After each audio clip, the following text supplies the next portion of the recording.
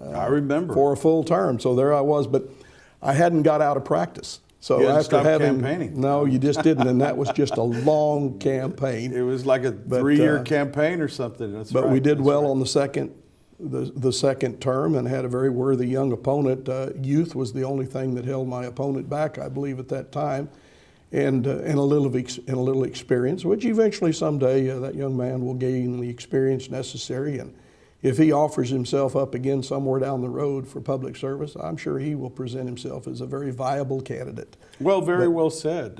You know, I think that you bring a breadth of experience there. We got a couple of minutes left, and I really, you know, wanted to just kind of underline, reintroduce yourself to some of the people out there, because there's a perception that the county jail is the only thing that you do or that you've done. Is in law enforcement, there's a wide variety of things. And I'd like to incorporate, when we come back from the break, kind of encouraging young people to get into the field. I think that we're going to have a great need for that. And also I'd like to talk in depth, because I think that we've got a unique opportunity here, the inner workings of the jail and the dangers that the law enforcement officials in there face on a daily basis. And also you have to be a manager. So we're going to take a little break. When we come back, ladies and gentlemen, you're listening to Sheriff Jim Kaelin here in Nueces County. We're going to be talking about the inner workings of law enforcement, the jail. We're going to also be talking about things that affect your pocketbook as a taxpayer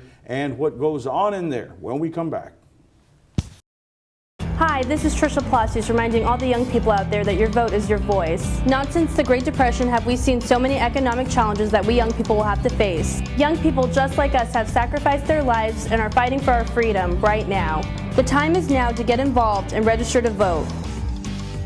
Remember that your vote matters, and how we get involved will impact us for the rest of our lives. Get out and vote.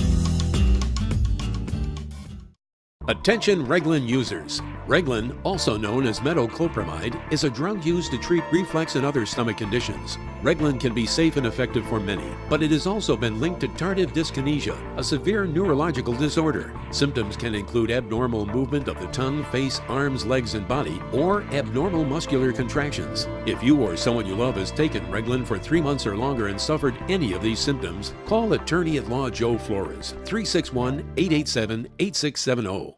And we're back after a brief break. You're joining Attorney Joe Flores, your host, South Texas Crossfire. We have the distinct pleasure of bringing on Jim Kaelin, our Nueces County Sheriff. Welcome back after the break. Thank you for joining us and staying with us. We were talking about your education, training, and background, your years of service in the Department of Public Safety, and the tough back-to-back campaigns you had to become our Nueces County Sheriff. And you won with resounding numbers, I must say, on both races. And you've gotten a lot of good public support. I want to take this unique opportunity to talk about the justice system as we have it here in Nueces County. A lot of people don't understand how a jail operates from day to day, what it takes to keep everyone safe, including especially the prisoners, and also the operational constraints you have to deal with. And I want to talk all about that, law and order. So tell us a little bit about the day-to-day operations at the jail, just to start with. Well, first off, and let me say this, I have the biggest budget.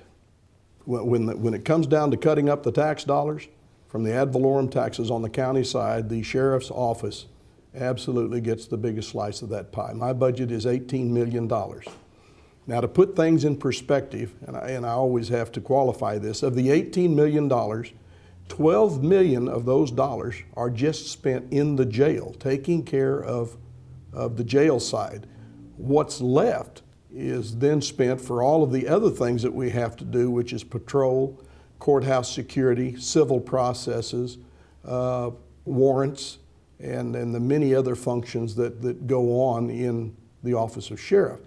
So the 800-pound gorilla, Joe, is the jail. It has been the 800-pound gorilla during the campaign. As you serve, it is. Still, it's the biggest job that you have to tackle, and again, by virtue of the money that's spent there, it's testament that that's where the problem is for all sheriffs. And I think there's 254 counties in this state. Now, not all sheriffs have a jail. There are some small counties like Loving County up there in deep northwest Texas that doesn't have a jail. They share that responsibilities with an adjoining county that has the actual jail. But by and large, there's probably about 235 sheriffs that do have jails. And we all face the same issue.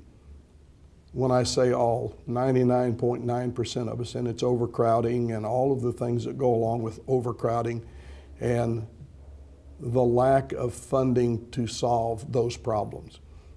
The lack of funding is the issue. I'm dealing with a jail that is certified by the Texas Commission on Jail Standards to house 1,020 people. Jail standards will only let me house 90%. And people wonder why I have to leave all those other beds vacant, and the purpose of that is so that if we have a toilet overflow or we have a shower system go down or we have something that creates an unsanitary position in the jail, that we have room to move those people from unsanitary to sanitary. And if we were at 100% capacity, that would take away that ability to do that. But right now, we got a police chief working in Corpus Christi, Troy Riggs. Yes, sir. Absolutely, I cannot get him reined in. That man has put more people on the streets, and every night, this last weekend, we had 150 people brought into the county jail. 98 of those brought in were Corpus Christi police officers. You know, I mean, working. I went through and looked at each of the arrests as to what they're bringing people in on. They're just working. Now, that creates problems for me. Certainly, the chief is doing his job, but it does create problems for me because this morning, like, I'm at 92%. Oh, my goodness. Including my holding cells. But I don't have any options. Well, I do, and we'll talk about those options a little bit here in just a minute. But so the jail becomes something that, even though I'd like to focus more on patrol, I'd like to focus more on courthouse security and those other constitutional things that I must do as sheriff, the jail is the one that is always blowing the whistle the loudest when I come to work in the morning, and it continues on into the evening.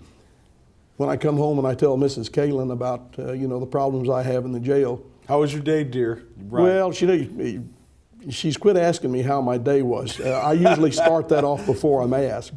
And then she says, well, let me remind you of something, Sheriff. You spent a year begging for that job. Now that you have it, I really don't want to hear about it. There you go. Now, I'm being kind of crude on that, but really, it did. I asked for the problems. Well, you wanted to serve. serve. I wanted to work to see what I could do to help resolve some of these issues, and we've made great strides.